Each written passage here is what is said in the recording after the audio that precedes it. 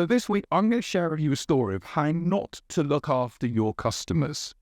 I'm going to use an example of something that's just happened to me quite recently, but I want to share some other thoughts around what to do when we get customers so that you make those customers want to stay with you. And this is a story that's related to something that's happened to me in the last week. And there's a concept I have around, how you make customers that work with you into ambassadors for you. If you're not careful, then they become disciples of who you are. But if you're not careful, they'll also become pirates and start to fall against you. And I want to share some insights that you can think about and use to help you really understand the customer that you currently got, and are those customers shining for you, telling other people about how good you are, or they go the opposite way and tell other people how bad you are. And I wanted to share this story relates to a mobile phone company. So basically in the UK, there's a mobile phone company called EE. I've been with EE, and I have 12 numbers on my network. It's 12 people that we have phones on my network. So we pay around about £400 a month for our mobile phone bills. And that doesn't, mobile phones have changed over time, but I've been with EE, must be for at least 7 or 8 years. So if you work out, what that is, so it's nearly £5,000 a year, because nearly 10 years. So £50,000 worth of business over the last, say, 8 to 10 years that they've had from me. And it's, am I their most profitable customer, or the best customer, the customer they can tell everyone about? Maybe not, I don't know. But what I had is quite a loyal customer. I never missed a direct debit, and all my payments go out on direct debit at that time, so I've always paid on time. Never created problems for them, never had to ring them. If you looked at my customer service calls with them, it'll be once every 6 months or so. Because I'm a low maintenance customer, let's just call it this. Paid on time because you use their mobile phone. Now, I know mobile phone companies, famously, have got millions of customers. They're not worried ultimately about one and two individuals. And I also know that, ultimately, when people work with companies, they don't just buy into the company itself, they buy into the service as well. They'd say that, when you have a mobile phone, you want to be able to make a call, or to access information, or to do something you need to do.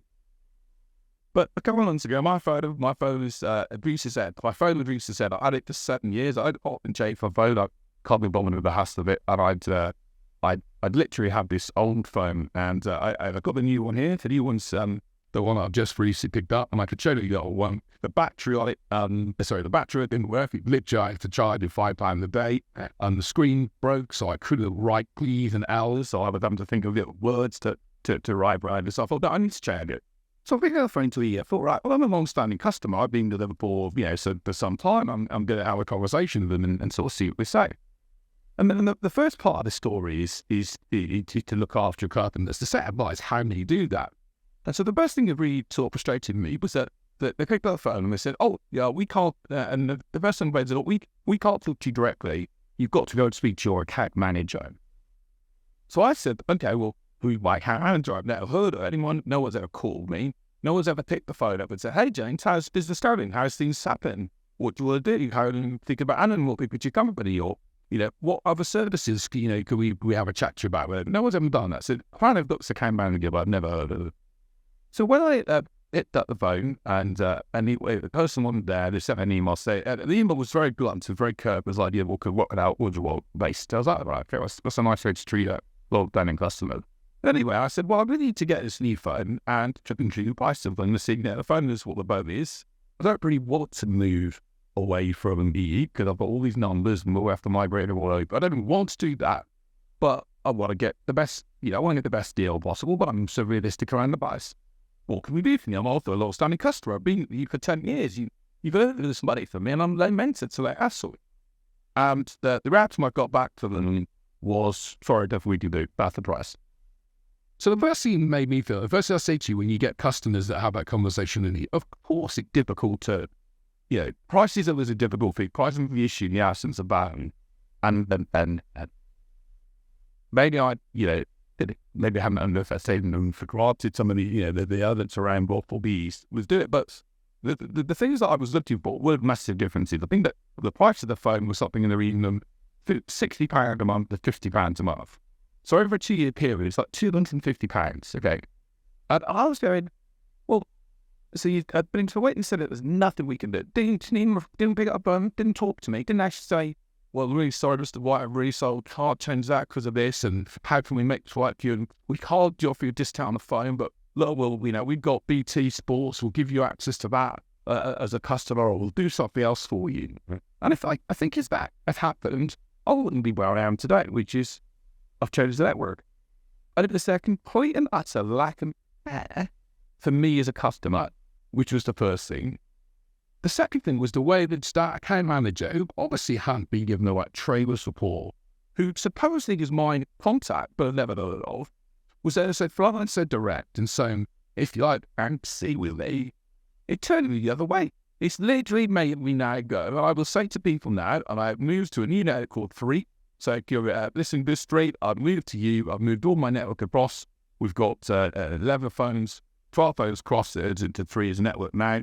And they did a really good deal, and they made so the phone that's all I've got is a new phone. It's great, so I'm going to use a phone, but they've also given me a slightly better rate than I would have had with you. And I'll be honest, the movement to change that over was also really painful. So when I phoned up and asked for information, they made it really difficult. They made it difficult to change over this individual person. Even though 3 told me they needed something a certain way, he basically said, no, not going to do it. That's not how we do it. And the whole process of it has made me now quite anti-EE. So whenever I look at EE, I'm the same around HSBC as back for a number of other reasons. Maybe I'll share it in another podcast. I'm exactly the same around HSBC as back. Someone says to me, do you choose HSBC or NatWest or Barclays? I will always go NatWest or Barclays because of what they did to me and how I felt they treated me. And I guess the question is, now I'm the same for EE. Even if the service, the service is pretty good from 3 so far, but even if the service became worse in time, would I go back to EE? No, I wouldn't there.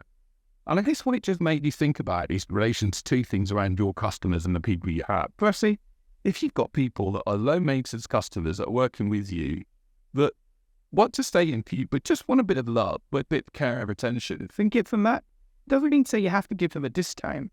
It might just mean that you need to just send them something now together that makes them feel special. It might mean that you can add on an extra service for them. You can give them something extra that makes sense to work. Or it may even just be, and by the way, if you're the account manager, you're Corey watching and listening to this, do you think of pick up the phone? Hey, I'm your account manager. I'd love to have a chat to you about understanding your business, what you're planning to do, what other devices could be helping us. There could be another thing as a salesperson they could have, inspired me with that makes it kind of all of that, or I didn't realise there was a deal to link my broadband or whatever, or could do broadband at home as a package. There could be something as part of it. But as it was, there was no love, there was no care, there was no attention focused on me as an individual.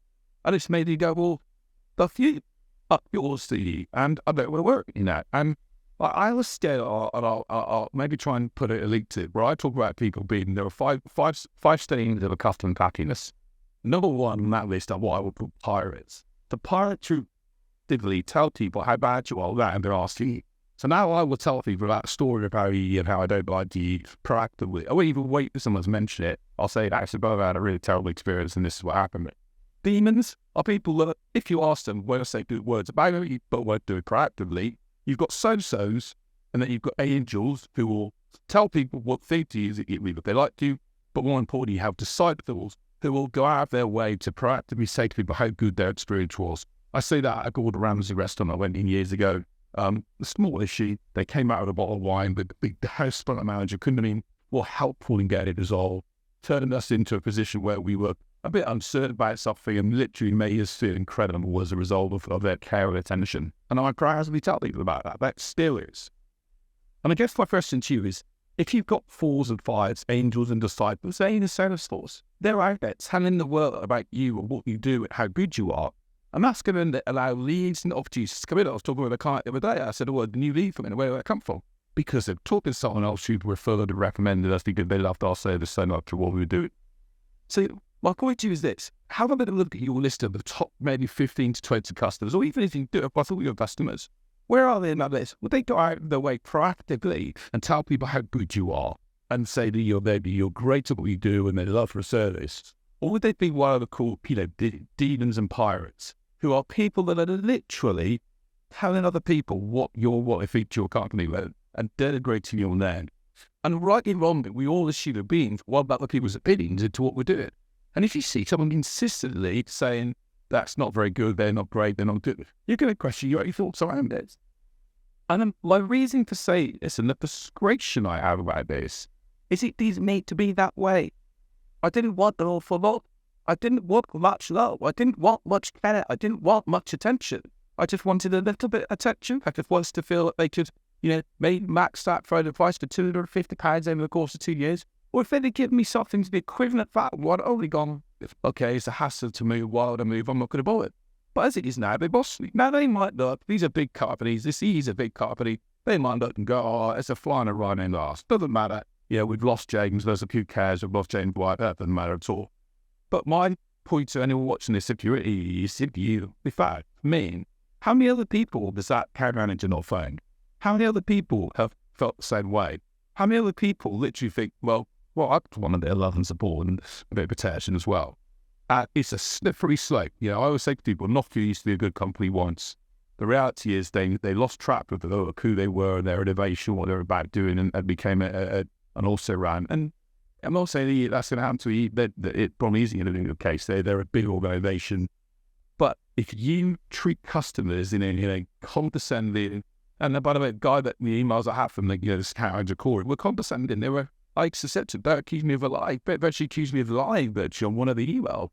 If you treat customers in that way, don't be surprised when they vote with their feet or when they vote with their bank balance somewhere else and they leave you.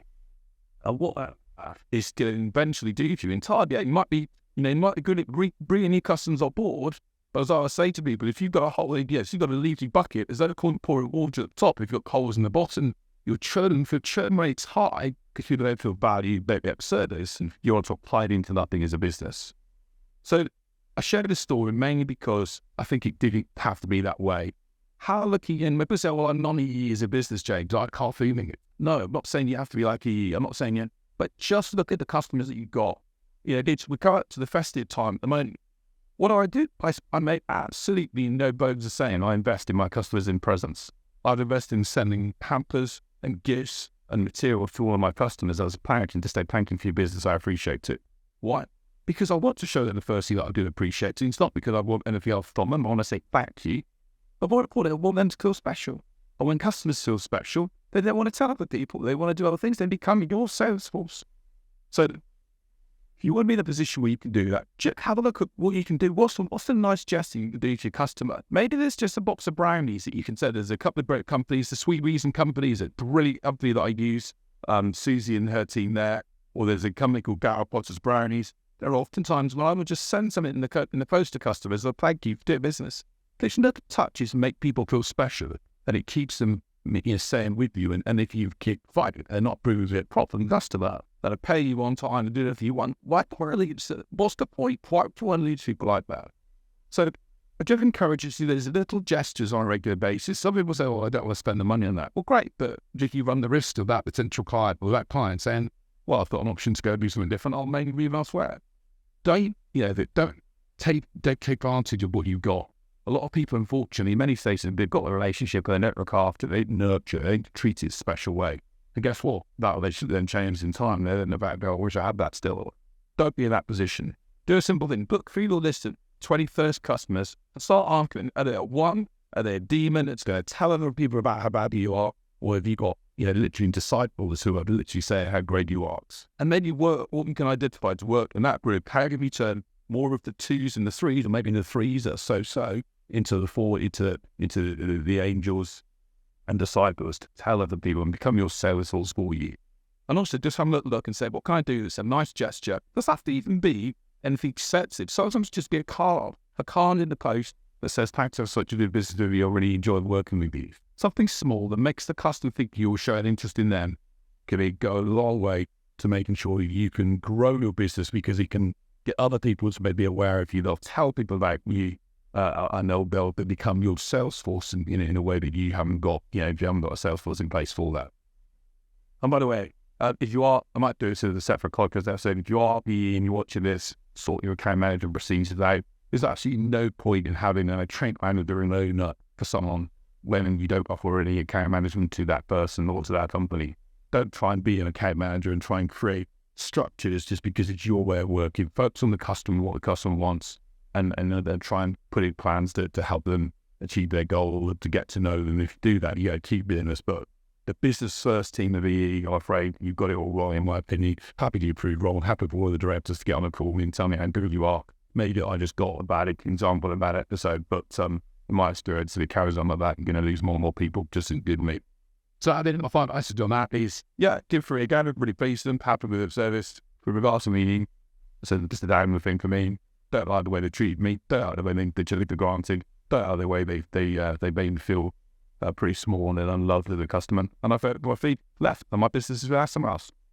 So that's the story of the podcast today. I hope it's been giving you some thought for what you can do in your business just about those customers. But what I always finish with a positive story, because I've been a bit of gravity today. It's okay. Sometimes to rant and show passion for what you feel. But I wanted to give a really brilliant inspirational story of a guy called Giuseppe Paterno. So Giuseppe, 96 years old, and fulfilled a lifelong dream by graduating at the top of his class, the first class honours from the University of Palermo. And he's Italy's oldest ever graduate. He wasn't able to study as a child and had worked in his father's business and in other businesses all the way through World War II. And he always had a desire to learn. And the reason I love this story, he had an absolutely incredible desire to learn and I'm not sure if Giuseppe's still here because this is back in 2017, but he had a dream to learn and to become a graduate. And he could only do that when he got later on in his life. And he enrolled in university in 2017, and a couple of years later became top of his class at the age of 96 years old, and has now got first class honours in political philosophy from the University of Palermo. So Giuseppe Paterno, what an inspiration you are! 96 years old, still learning, still were the first to get better and to improve and to fulfil a dream. And made us a lesson for us all. We all get to get older, we can't do things. Giuseppe's just proven that we can do anything. Give a bottom line to it. He's done it. He's become a graduate at 96. So my question to you is, whatever age you are, whatever you're doing, what is it you want to do? What's your dream? What do you want to make happen? And I'm going to support you and help you as much as I can to make that happen. If I can give you any tips of inspiration and give you stories like this from Giuseppe, I will do. But go make it happen. What stops you? My question. The answer is nothing. So thanks so much for listening to the podcast. It's always appreciated. And if you can, share the story with other people. If you can tell people about it, if you can subscribe and actually rate the podcast, even give us a rating. Tell us what you think too. It's hugely appreciative. It enables me to continue to invest in doing interviews with as many people as possible and try to make this the best podcast as possible for sales and business and inspirational stories. So thank you so much for your ears, and I'll see you next week. Take care.